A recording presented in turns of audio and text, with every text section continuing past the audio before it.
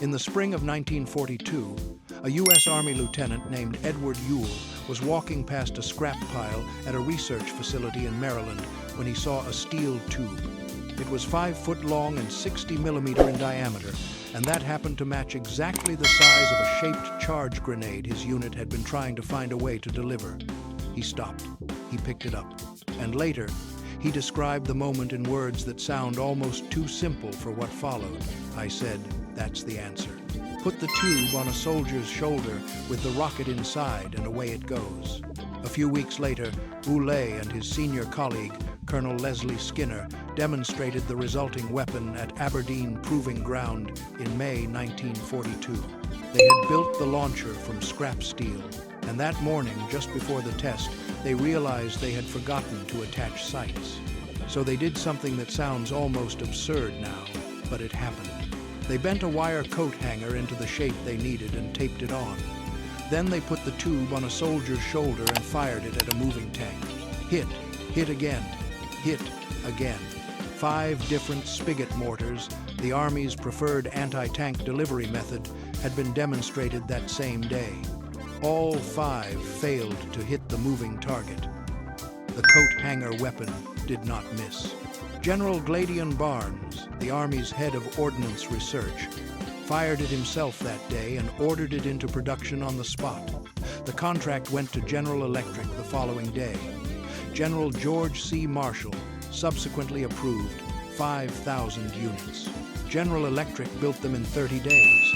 By November 1942, they were in North Africa. The Germans captured some of them, and the reason what happened next matters, the reason it changed the entire calculus of armored warfare, is something the Army did not even put in the press releases. The Army said the Bazooka packed the wallop of a 155 millimeter cannon. That was an exaggeration. The real story was stranger than that, and really more dangerous to the Germans than that. Before the Bazooka, killing a tank from the ground at short range was a problem of mass versus mass. An anti-tank round worked by kinetic energy, a very heavy projectile moving very fast, punching through armor by brute force. The physics demanded large guns, large shells, and large vehicles to carry them. The smallest purpose-built anti-tank guns were still crew-served weapons weighing hundreds of pounds. Infantry on foot could carry recoilless rifles and anti-tank grenades, but those weapons required closing to distances where tank machine guns made the entire venture close to suicide. That was the old rule. The fundamental rule of armored warfare in 1939 was simple. Armor wins against infantry because infantry cannot carry enough mass to defeat armor at useful range. The Germans understood this rule. Their tanks were built around it. Their tactical doctrine assumed it. A panzer division punched through infantry positions because the infantry had no answer above a certain range that did not involve artillery support. Close that loop, remove the artillery, and the tank was sovereign. The Bazooka broke the rule, not with more mass. With a completely different mechanism, the shaped charge at the tip of the Bazooka rocket used what physicists call the Monroe effect. When the charge detonated, it did not ram through the armor by force. Instead, the explosion collapsed a conical copper liner inward at hypersonic speed, forming a focused jet of superplastic metal moving at up to 10 times the speed of sound. This jet was not punching through the armor. It was penetrating it hydrodynamically, the way a high-pressure stream of water cuts through rock. And because the penetrating mechanism was chemical rather than kinetic, the velocity of the rocket did not matter. The warhead worked the same at 20 foot as it did at 200. That changed everything. An American foot soldier could now carry a weapon that could kill a tank. A weapon light enough for one man to aim and another to load. A weapon assembled in minutes from a tube of scrap steel with improvised sights. A weapon General Electric built 5,000 of in 30 days. The Germans did not know this yet, but they were about to find out. Operation Torch, November 1942. The U.S. landings in North Africa were, depending on who you asked, either a chaotic near disaster or an acceptable first step. But the bazooka's debut there was far from glorious. On the night before the landings, General Dwight Eisenhower learned that none of his troops had received any instruction in how to use the bazooka. None. The early M6 rocket was notoriously unreliable, and really, that mattered more than the glowing headlines back home. The weapon's first combat appearance was so inglorious that by May 1943, no general officer visiting the Tunisian front could find a single soldier who would confirm that the weapon had stopped an enemy tank. That failure could have buried the concept, but it did not. Because the Germans captured several bazookas, they took them back to Germany. They took them apart. And what German engineers found was not a copy of their own technology. The bazooka did not use a German warhead concept, a German propulsion system, or a German delivery mechanism.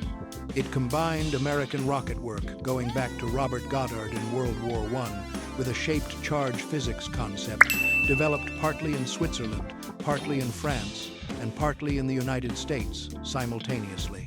During the late 1930s, the Army had acquired the commercial patent rights from a Swiss engineer named Henry Mohaupt, who had been working the concept since before the war. What the Germans had captured was the convergence of all of it into a single weapon an infantryman could carry. And they understood the implication immediately. If this weapon worked, if the reliability issues that had plagued the American version could be solved, then the infantry anti-armor equation had permanently changed. A tank was no longer safe from a foot soldier at close range. It never would be again. They did not copy the bazooka. They improved it. The Panzer Schreck, Rocket 10 Panzerbuchse 54, or Rocket Anti-Armor Rifle, entered German service in 1943. It used the same tube-launched, rocket-propelled, shaped charge principle. But where the American weapon fired a 60mm warhead, the German version fired an 88mm warhead. That larger warhead could penetrate significantly more armor, and that was not a small adjustment. That was the critical correction.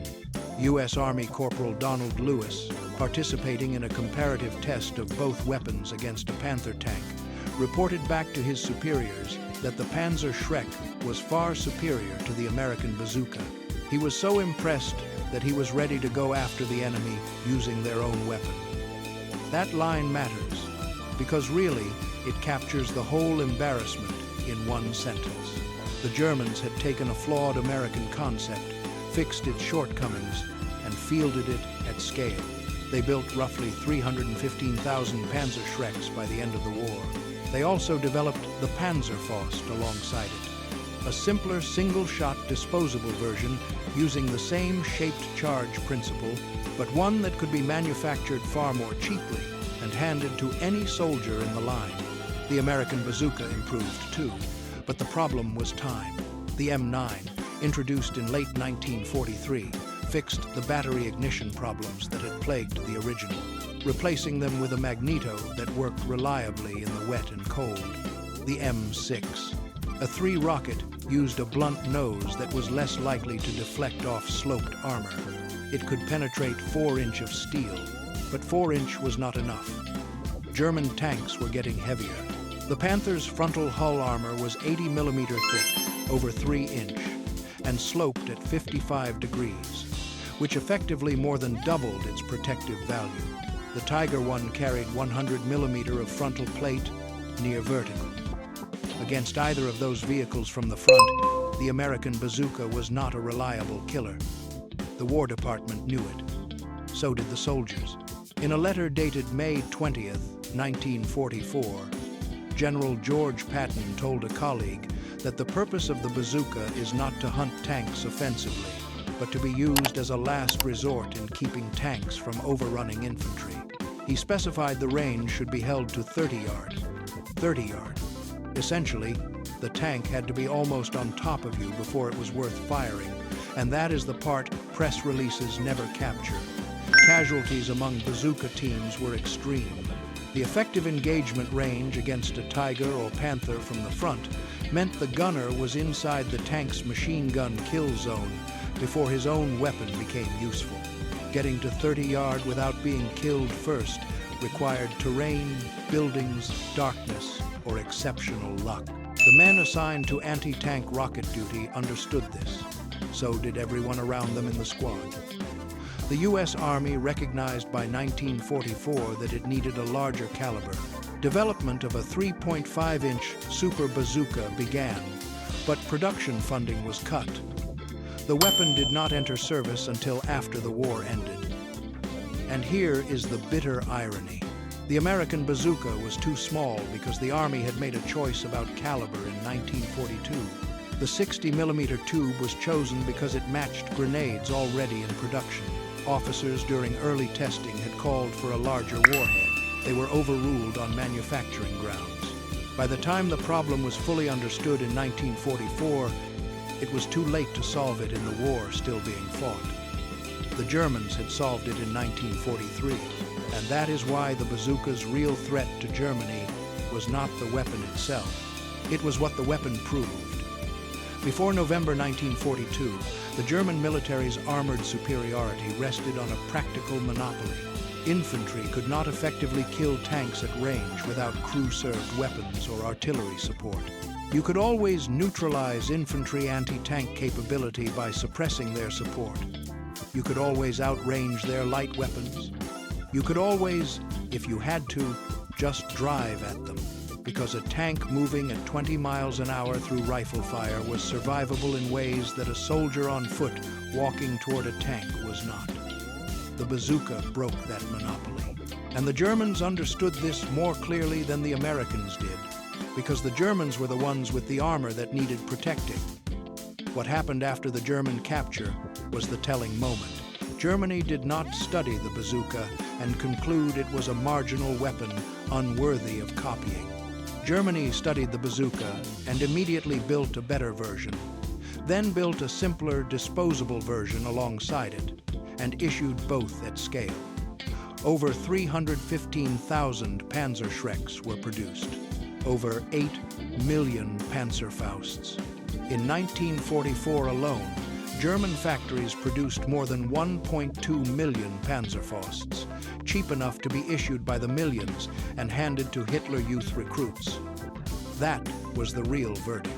Not spoken in theory, proven in production. In the last weeks of the war, the German response to capturing a single American anti-tank rocket was a mass production program that ultimately put shoulder-fired, tank-killing weapons into the hands of nearly every infantryman on the eastern and western fronts. From regular army troops to old men defending Berlin, they feared it that much. Not the specific weapon they had captured, the concept. And that is what made this moment historic. The bazooka did not arrive on the battlefield as a perfect weapon. Really, it arrived with flaws, failures, and a deeply dangerous lack of training. But the Germans looked past all of that. They saw the future sitting inside the idea itself. And once they saw it, they moved faster than the Americans did. The proof of that fear came later, and really, it was impossible to miss. When Panzerfausts and Panzerschrecks were being fired in the millions against Allied and Soviet armor in 1944 and 1945, German tank crews responded by hanging additional armor plates, sandbags, and wire mesh on their vehicles. Not to protect against Allied bazookas, but against their own infantry anti-tank rockets, which enemy infantry had captured and were using right back at them. That is the twist at the center of the story. The Germans ended the war trying to protect their tanks from a weapon they had invented by improving an American weapon they had originally dismissed. There was a word used inside the Ordnance Department when the decision was made in 1942 to keep the bazooka at 60mm, despite calls for a larger caliber. Adequate. The available grenades were 60mm. The manufacturing infrastructure was set. Adequate would have to do. And that single choice cast a shadow that followed the weapon through the rest of the war. When U.S. Army Corporal Donald Lewis participated in a comparative test of both weapons against the Panther tank and reported back to his superiors that the Panzerschreck was far superior to the American Bazooka, that he was so favorably impressed he was ready to go after the crowds with their own weapon. What he was really reporting was the cost of adequate. The cost of the decision made 2 years earlier in a production meeting. The cost of choosing manufacturing convenience over battlefield margin. The cost of a compromise that German engineers had already reversed when they chose 88mm. The Americans won the war. The Germans had the better bazooka. And that distinction matters because the bazooka changed the geometry of armored warfare permanently. Not because it made tanks obsolete. It did not. Not because American infantry could suddenly take on a Tiger head-to-head. They could not. But because the shaped charge in that 60mm tube proved that the physics of defeating armor was no longer exclusive to heavy weapons. The relationship between an armored vehicle and a foot soldier carrying a rocket had changed, and it would never change back. The Germans understood this before the Americans did. That is the hard truth. The Americans were still writing press releases about a weapon that packed the wallop of a 155mm cannon, while their soldiers were being told to wait for 30 yards before firing it. The Germans looked at the same weapon and saw the future clearly enough to produce 8 million copies of their own version. The M20 Super Bazooka, the 3.5-inch weapon the Army had needed in 1944, entered service in 1948. It saw action in Korea. It was demonstrably better than anything the Germans had fielded. But the war that needed it was already over. And that is why the legacy of the bazooka is not the weapon on the poster. It is every shoulder-fired anti-armor rocket that came after it. Most visibly, the RPG-7, which entered Soviet service in 1961 and is still being fired in every armed conflict on Earth today. The RPG traces its lineage through German designs that were themselves built from the American concept. Edward Ulle's scrap pile tube is the ancestor of all of it.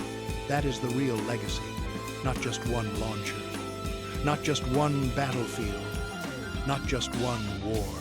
A scrap tube in Maryland, a coat hanger site at Aberdeen, 5,000 units built in 30 days, captured in North Africa, studied in Germany, improved into the Panzerschreck, simplified into the Panzerfaust, produced by the millions, then echoed forward through the Super Bazooka, through Cold War rocket launchers, through the RPG-7, and into the modern battlefield. The Germans were so alarmed by the concept that they built 8 million of their own version in 2 years. The world has been living with the consequences ever since. If you enjoy history like this, the weapons that changed the rules and not just the battles, leave a comment, drop a like, and subscribe gently for more.